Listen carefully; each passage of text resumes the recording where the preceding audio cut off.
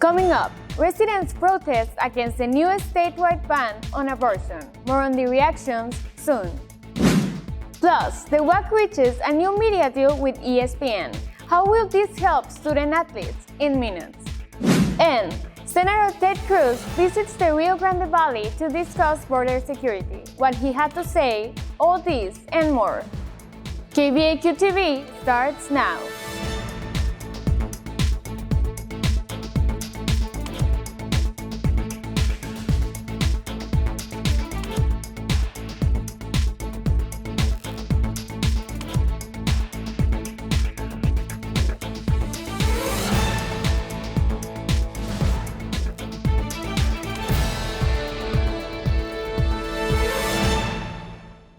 Hey there, vaqueros! Welcome back to this semester's third fall edition of KVAQ-TV. I'm Alba Cantu.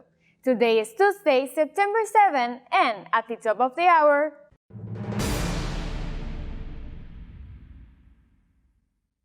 on Wednesday, Senator Ted Cruz made 3 stops here in the Valley. Cruz held a border security roundtable in Laredo to talk about COVID-19 and national security. He then proceeded to Roma to speak with landowners and met with the Rio Grande Valley sector border patrol in Edinburg. Cruz says the Biden administration has released over 7,000 illegal immigrants who tested positive for COVID-19. He explains what needs to change. Reverse the policies made the first week in office. End catch and release. And obey the federal court order that orders Joe Biden to comply with the Remain in Mexico agreement. Throughout the press conference in Edinburg, Senator Cruz strongly expressed his disagreement with President Biden, the focus being border security. Senator Cruz did say that Rio Grande Valley Border Patrol sector is understaffed. No word on a resolution yet, but we'll keep you updated as the details come. A statewide law banning abortion after 6 weeks was implemented last Wednesday. The effect felt here at home. Our reporter Jessica Maya has the details in Edinburg. Jessica? Alba, I am here at the Edinburg City Hall with protesters behind me. This comes after Governor Greg Abbott signed a law that outlaws abortion after 6 weeks of pregnancy. Back in July, in Edinburg, the law is now in effect. Heartbroken. I'm upset, I'm angry, I'm sad.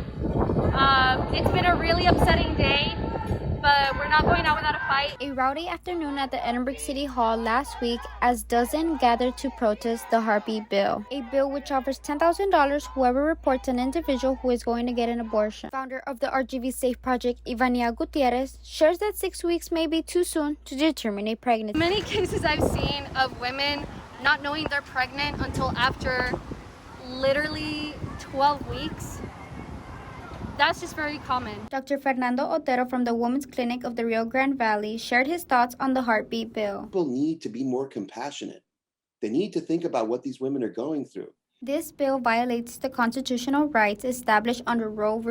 Wade. I am appalled by the law. I think it's completely unconstitutional, and it violates the rights that were provided to women under Roe v. Wade in 1973. Gutierrez has a message to the community. Put an end to this law because it's just going to be causing so much more harm to many people across the state. Protesters say they plan on continuing on protesting in hope of a change of state law. Reporting for KVAQ-TV in Edinburg, Jessica Maya. Back to you, Alba. The City of Edinburg launches a new version of the 311 app. City Manager Ron Garza says the app launched 2 years ago but needed a lot of improvement. The new app allows residents to report non-emergencies like potholes, littering, illegal dumping, and more. He adds that agents will direct residents to the correct department after making a complaint. The location of all complaints will also be marked down on the app, where other complaints are visible. Those complaints will remain anonymous. October 1st is the first day to apply for federal and state grants. Our reporter Ruben Loza is in Frontville with some answers about financial aid applications. Yes, Alba, in a few weeks, U Central behind me will be busier. I spoke with the Associate Director of Financial Aid Operations and Community Liaison to answer some common questions about the application process. How long is it going to take, or what do I need to bring? Questions like how to apply, where to apply, and when grants will appear on student accounts are all too common.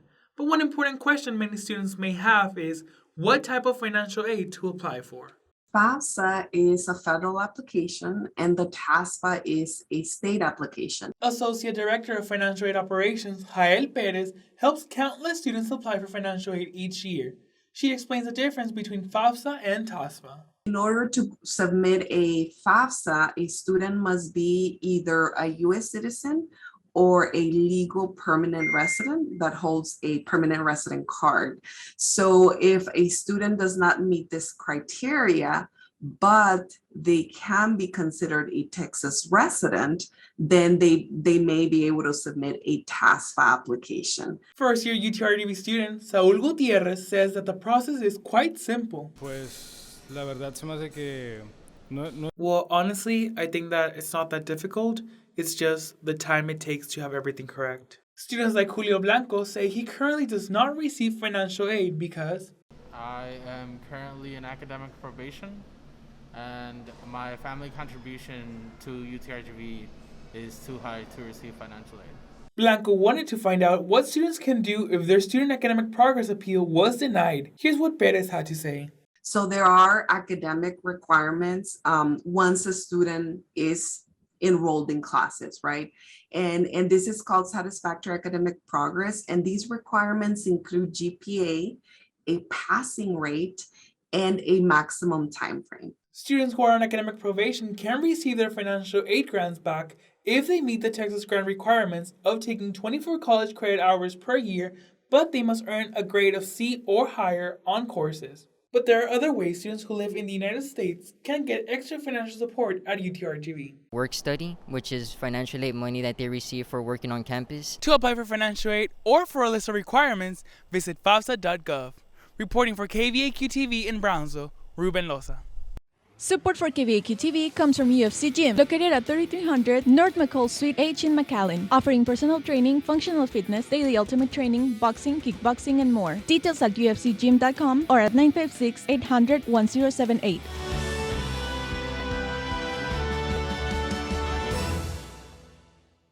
The Western Athletic Conference and ESPN reached a media deal in August that expanded media rights, a good opportunity for UTRGV athletics.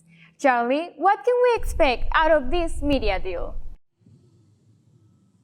Yes, Alba, that is right. That deal will have over 500 annual events on ESPN Plus and the ESPN app. Select men's and women's regular season basketball games and championship games will be televised on ESPN. The immediate exposure that all institutions and all student athletes will get, I think, is key to the entire deal. There's more revenue involved for the conference, which eventually funnels back to the institutions, which eventually funnels into the programs. Commissioner of WAC, Jeff Hurd, says 9 of 13 members of WAC are in 2 other states. Vice President and Director of Athletics, Chase Conk, says having 6 Texas members in WAC gives UTRGV a great opportunity to showcase the Rio Grande Valley. It's going to create natural rivalries for us. I think you're going to see our fans being able to travel so much easier. Kronk says the institution's brand is going to grow and it will bring new prospective student athletes. The main benefits that I would see from this new deal with ESPN is just being able to get your brand. I think with the new additions with the NIL, with the student athletes, I think it's important that we get our brand out there. Basketball player Marique Nielsen says the media deal will give the international players on the team the opportunity to be seen by their family members outside of the U.S. Advice I would give anybody who's interested in that is to go to the WAC website. You'll click on the WAC Digital Network site and it'll tell you, what's going to be televised. For more information, go to wacsports.com. For KVAQ-TV, Charlie Maureen. Back to you, Alba. Thanks, Charlie. Another year, another showdown. UTRGV and Texas A&M University Corpus Christi athletics go head-to-head in competition in over 10 sports. Rolando Avila with the details. The South Texas Showdown is a rivalry that was started in 2016 between UTRGV and Texas A&M Corpus Christi's athletic programs. This showdown spans from August to April and pits over 10 sports in direct competition.